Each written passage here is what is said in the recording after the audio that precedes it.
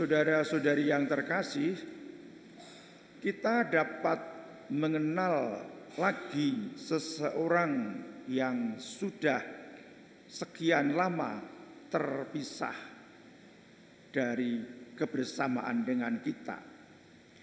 Misalnya saja kita secara kebetulan melihatnya status di media sosialnya, atau kita tiba-tiba mendengar suaranya di telepon, atau kita berjumpa secara tatap muka.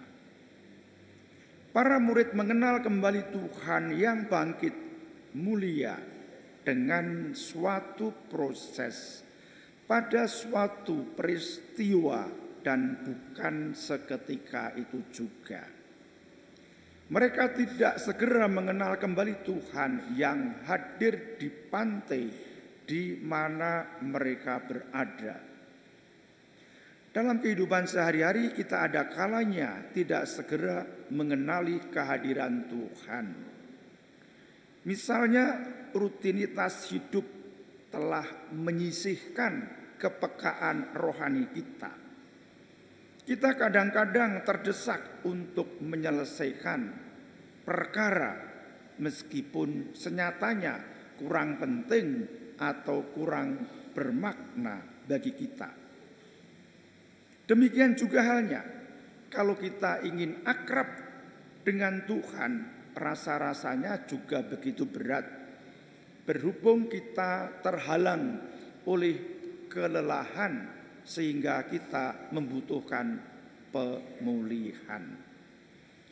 Saudara-saudari yang terkasih, mula-mula para murid menjalankan kegiatan seperti pada masa lalu, yaitu menangkap ikan. Apa yang mereka lakukan ini mencerminkan ketidakpastian dan kebingungan tentang apa yang harus dilakukan setelah kematian dan kebangkitan Tuhan. Pada akhirnya, murid yang dikasihi Tuhan berkata, "Itu Tuhan." Murid ini bernama Yohanes. Kasih dan keakrabannya dengan Tuhan sangatlah besar, melebihi para murid lainnya. Maka kepekaannya terhadap kehadiran Tuhan yang bangkit mulia melebihi rekan-rekannya. Bagikan ia berada dalam satu frekuensi. Ia lebih cepat mengenali Tuhan. Agaknya ia memperoleh kode atau petunjuk ilahi untuk mengenali kembali Tuhan yang bangkit mulia. Kiranya Yohanes ingat bagaimana Tuhan bertindak terhadap umatnya di berbagai kesempatan. Ia paham akan pola kehadiran Tuhan yang penuh kasih. Pada waktu itu mereka memperoleh kelimpahan ikan sesudah mereka mentaati sabda Tuhan.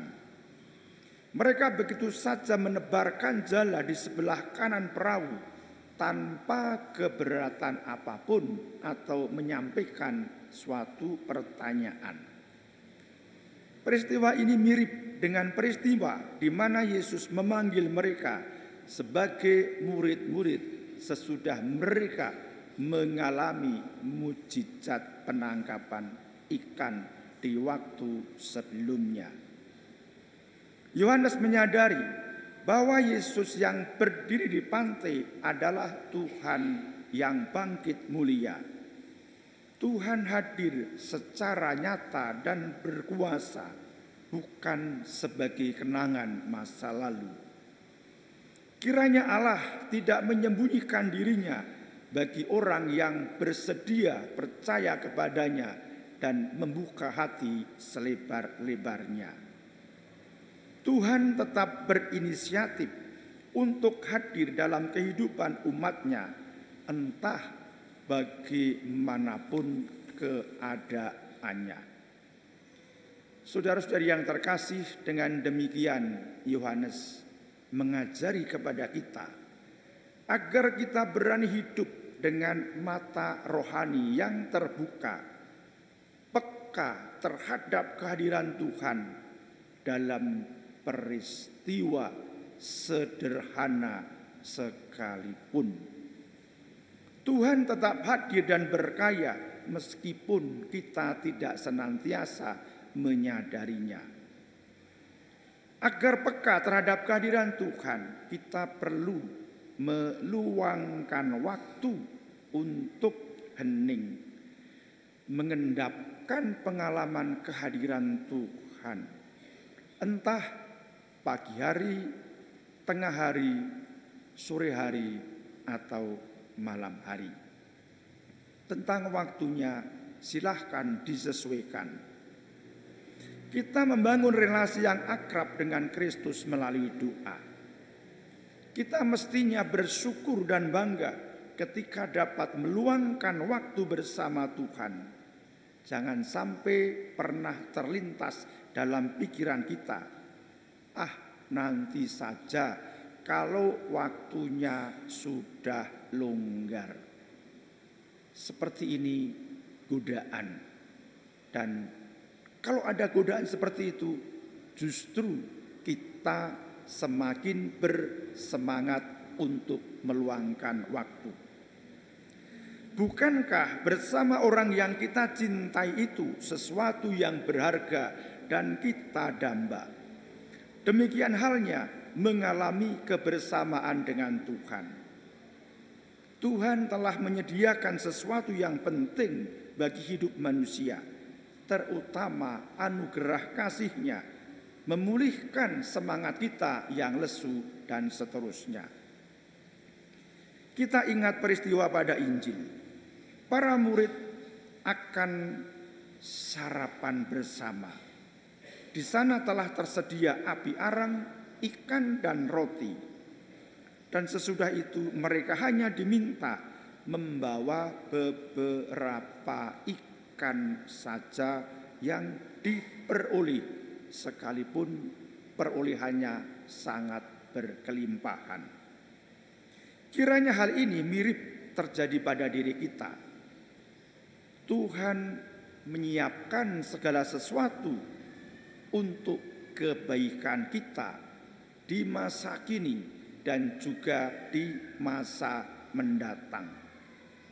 Selanjutnya kita berusaha, bekerja secara baik, bekerja secara benar.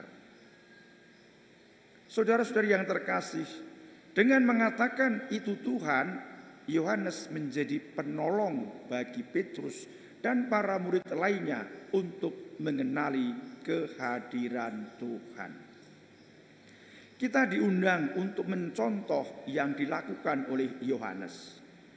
Sesudah mengenal kehadiran Tuhan, kita diharapkan membantu orang lain mengenal dan menanggapi kehadirannya yang menyelamatkan. Tujuannya agar orang lain pun juga mengalami kehadiran Tuhan.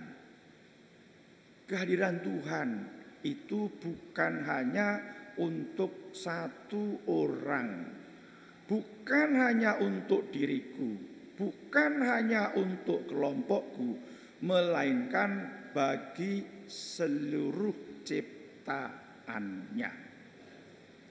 Saudara-saudari yang terkasih, semoga berkat kehadiran Roh Kudus kita semakin rindu akan kehadiran Tuhan yang menyelamatkan, dan terutama kita semakin berani mengajak orang lain memiliki kerinduan yang sama.